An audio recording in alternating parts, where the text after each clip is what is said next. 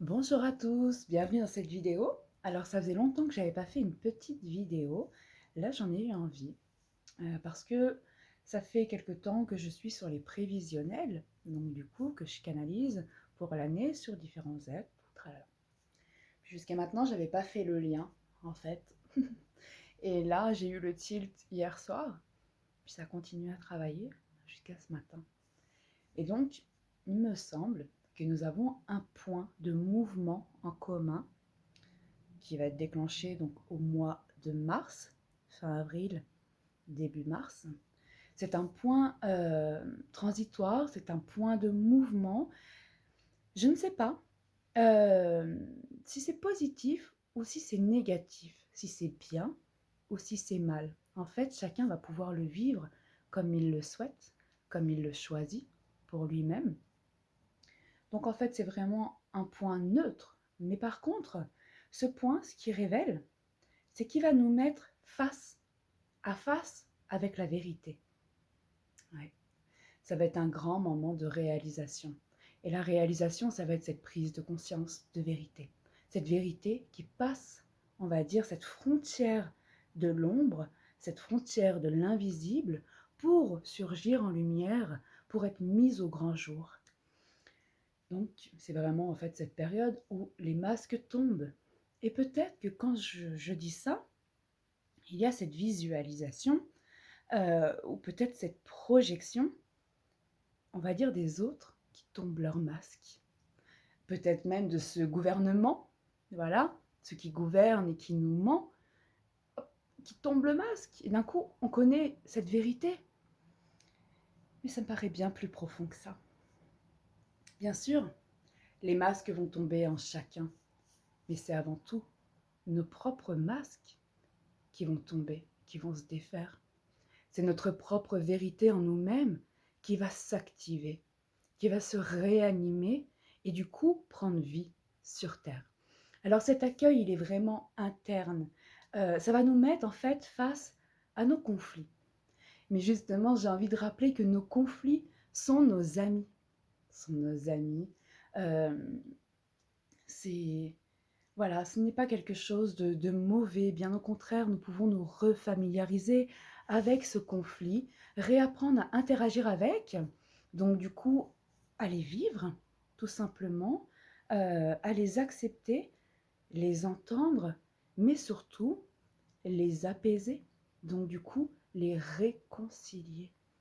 Quand il y a un conflit, c'est qu'il y a une friction, une division, et donc la chose qu'on peut faire, c'est la réconciliation.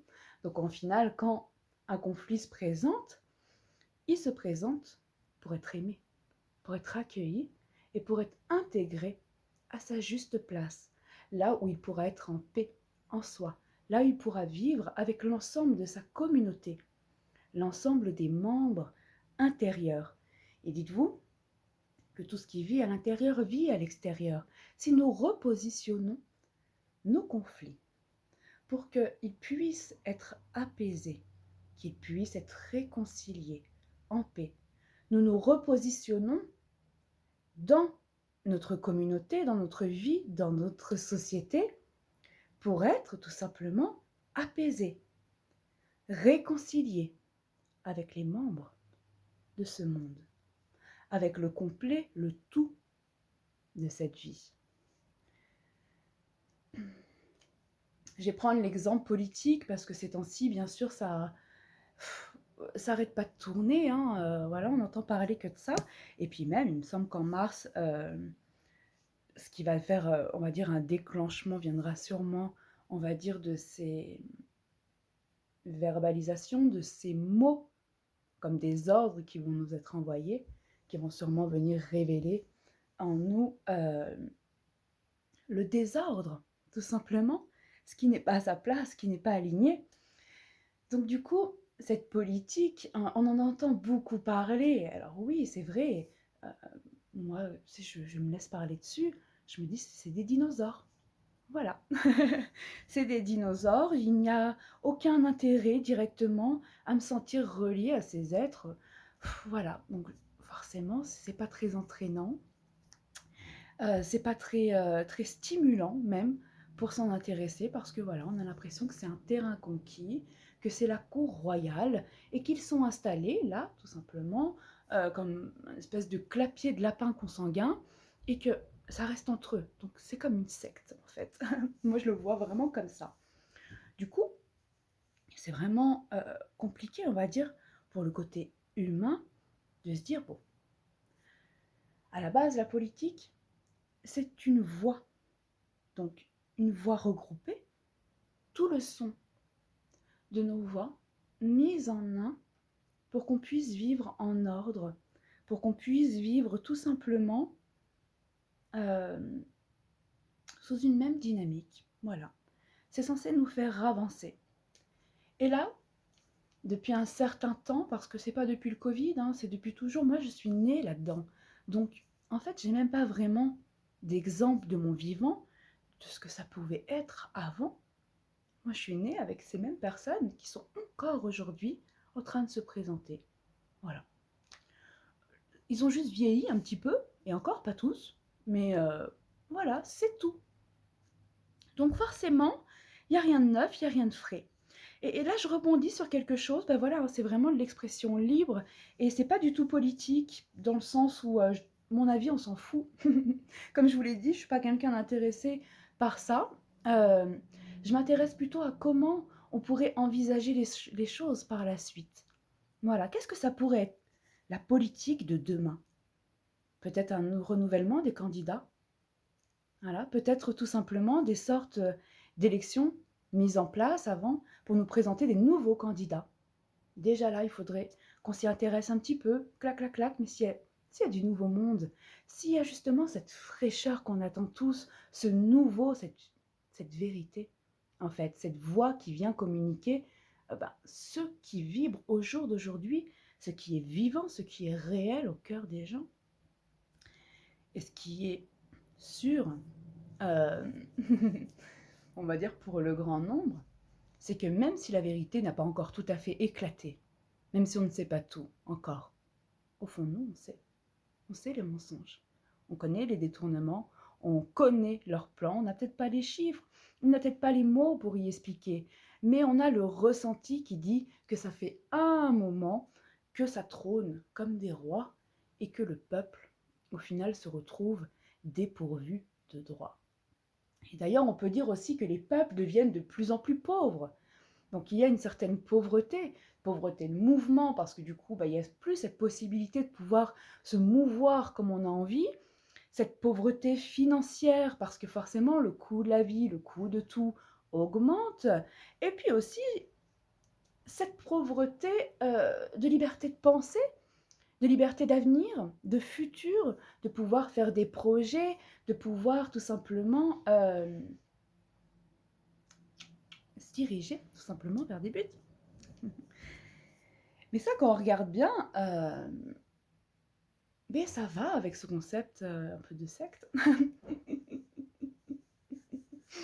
Ça va un peu avec ce concept de secte parce que plus la base et le peuple est occupé, voilà, plus il est préoccupé plutôt. Il est préoccupé par sa vie quotidienne, il n'est pas pleinement présent.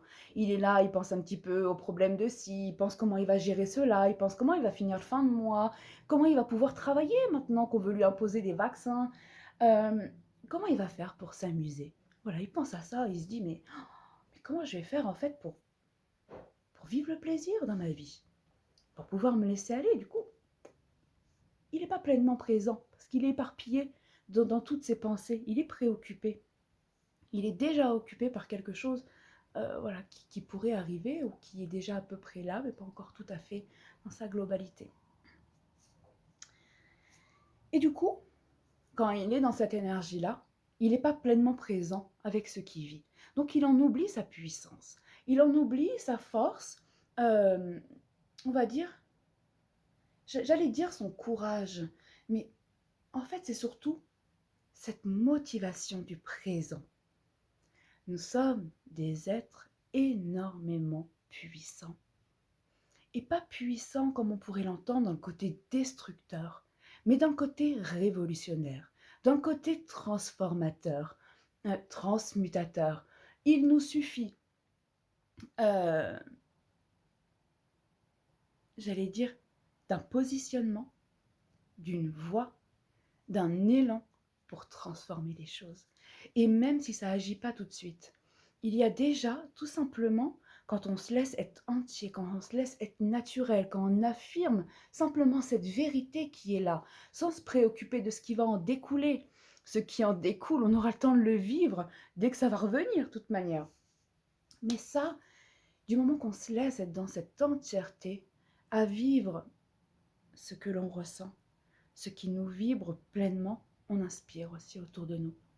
Et donc du coup, ça crée des étincelles, vous voyez. Mais c'est pas des étincelles qui met le feu aux poudres. C'est l'étincelle qui vient réanimer la machine. La petite étincelle qui dit oh, mais moi aussi je peux le faire. J'ai pas forcément envie de faire la même chose. J'ai pas envie forcément de faire le copier-coller, mais en moi, ça m'a donné cette énergie de dire j'essaye, j'ose. Voilà. Donc ça passe vraiment par de toutes petites choses. Et je sais même plus ce que je disais. Si, qu'il faut garder le cap. Il faut garder le cap et il faut se laisser aussi se ressentir d'être légitime, de pouvoir communiquer, de pouvoir partager ce que l'on ressent sans être forcément dans la raison mentale.